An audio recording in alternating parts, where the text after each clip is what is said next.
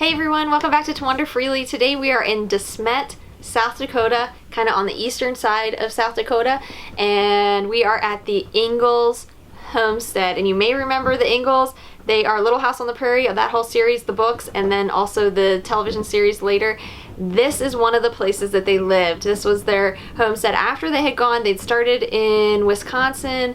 They traveled out to Kansas. They went back to, I guess, Minnesota for a while, and they lived in that dugout, well, now the Soddy, and now then they made their way out to South Dakota. So we're going to check out the homestead here, and then also in town they have some of the original buildings, and we don't always get to see that kind of stuff with history. A lot of times it's recreations, or they rebuild something on the same location, but here in town, in the town of Smet, they actually have a lot of the original buildings from the Ingalls time and part of their, their whole life story here. So we're gonna be checking it out today. Hope that you are excited about this, as excited as I am. Maybe you're not, but you will be by the time that you see some of this stuff. So it is super windy, so I may end up doing a voiceover on most of this video depending on how the audio actually ends up sounding, but it is very windy here. They have 4 RV spots at the homestead. The RV spots are nice to take advantage of. It is very rare that you actually get to stay at a site that you want to visit. They're water and electric only, but we are staying at the actual homestead, which has been just beautiful. The area, it's just prairie, it's just outside of town, and it's just prairie everywhere. Beautiful big sky. We had beautiful lightning last night. It was just incredible. So you can stay here at the homestead if you want to. Let's go check it out. Here is a quick map of the homestead. The RV sites are located right here. And then you have the visitor center. There's a lot of things here, including the church, and also way down here you can actually take a wagon ride, which is kind of cool, like a covered wagon ride down to the school. But there are a lot of activities here. Definitely a great place for children, this homestead in particular. And let's go see what all they have to offer. These are the grounds at the homestead. Charles Ingalls filed a claim according to the Homestead Act for 157 acres here. He paid $16 in filing fees. He got a job with the railroad and brought his family as they were laying the tracks and before the town was started. Their first winter, they were the only inhabitants for miles, and Laura talked about the wolves at Silver Lake and the untouched piece of the prairie that she loved so dearly. I reread the books during our trip before we got to Smet, and I recommend that everyone read them. I think they are better as an adult because you can understand the hardships and reality of life for the settlers through the eyes of Laura's parents.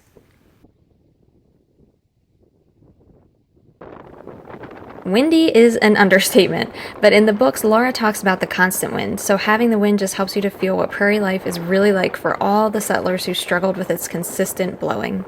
In our first exhibit, they talk about the Homesteading Act, give you a timeline of the family. Here's Laura. This would be her mother, her grandmother, and her great-grandmother, who was actually born in Scotland and immigrated to the United States. Well, America at that time. And here we go. This is nice. They used excerpts from the actual books to tell a little bit about their life, starting in Wisconsin, moving on to Kansas, Minnesota, and eventually to Smet. The Ingalls experienced so many different aspects of the pioneers. They started in a log home in the woods, then left that home to travel west by covered wagon.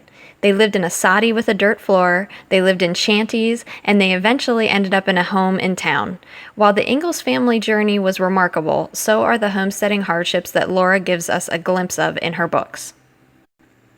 Laura talks about Indian war dances in Kansas, a plague of grasshoppers in Minnesota that left the Ingalls destitute, the constant threat of blizzards in Smet during the long winter when the entire town was on the brink of starvation. They lived it all, and Laura wrote about it in the unemotional style so characteristic of the first Americans. They accepted the challenges and held fast to their faith and hoped for a better tomorrow. They were accustomed to leaving everything behind and starting new, if only to have a better life for their children. They committed to putting in the hard work and sacrifices for future generations. I reread the books during our trip before we got to Smet, and I recommend everyone read them. I think they are better as an adult because you can read between the lines of the subtlety and understand the truth of the reality. The first Americans were not complainers, nor did they dwell on their hardships. I see this time and time again as I read their accounts. Laura's writing style adheres to their stoic experience of life, but we can read the stories of Laura as adults and understand the truth of the matter and how discouraged and downtrodden the people must have felt, although they did not express it.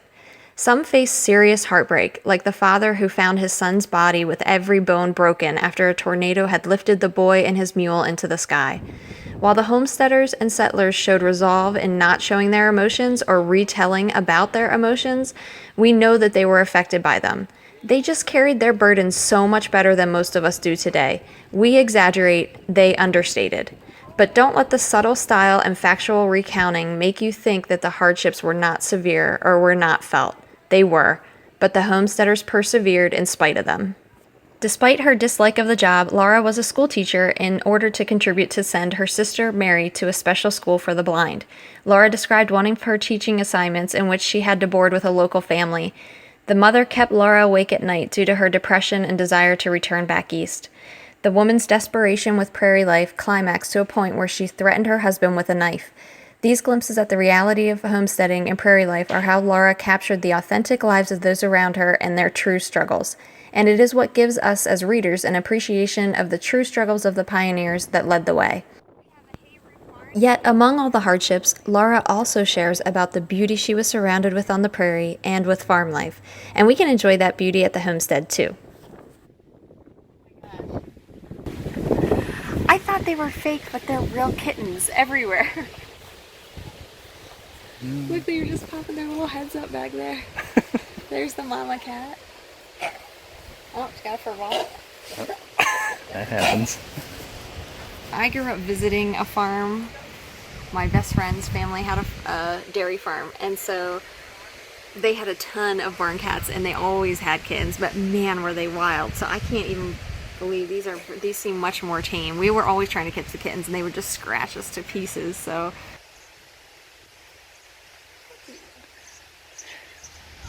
I can't believe it.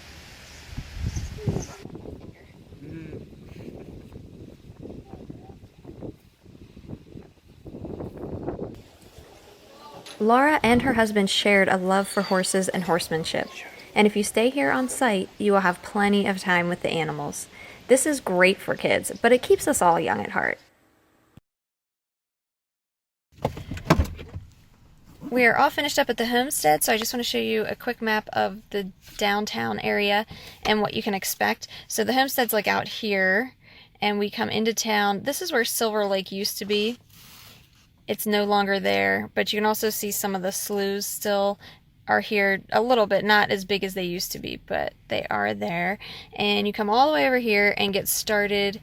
There's a gift shop, and that's really where you start to see the tours of both places, the surveyor's house and also the Ma and Pa's home. Those are both original buildings.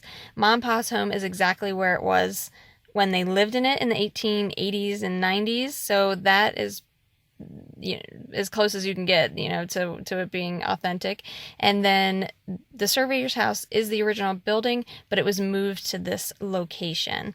They also have the school there, some replicas, the replica of the Brewster School where Laura Ingalls taught for the first time.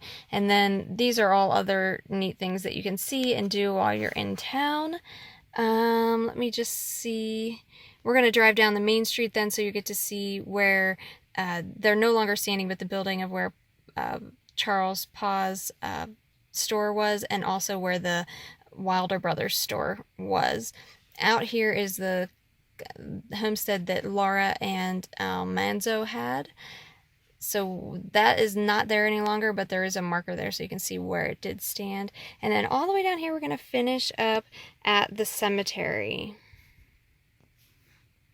There is a whole lot to see downtown, and this is just a quick look at the Ingalls home where Ma and Pa lived after they gave up the homestead. We also toured the surveyor's house in town where the Ingalls lived their first winter in Smet as the very, very first inhabitants with no town or neighbors. When Laura married, she moved to her husband's homestead just north of town. That homestead no longer exists, but there is a marker to show you where it was located.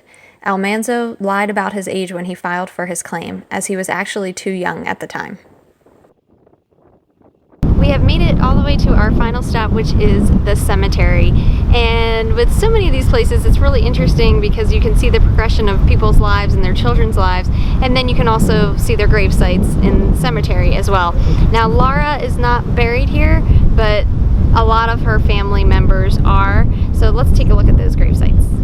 But I think what truly makes the book so appealing and timeless is the love the Ingalls shared as a family. They delighted in caring for one another in ways that brought out the best in each member of the family. Their home life is something I think we can all relate to as being our ideal. Despite their physical circumstances or lack of finances, they loved and refined each other, and we get to read how they did it. We, as readers, get to take part in the warmth of Ma's kitchen and the joy of Pa's smile and fiddle, and we get to take our interaction with their story a step further by visiting Smet. I hope you make it to Smet because it will remind you of the perseverance of the settlers so you can be grateful for the sacrifices made. It will connect you to the family life of the Ingalls so you can learn how to show loving kindness and a gentle spirit. And it will show you a piece of our past so you can appreciate it and be inspired to preserve it.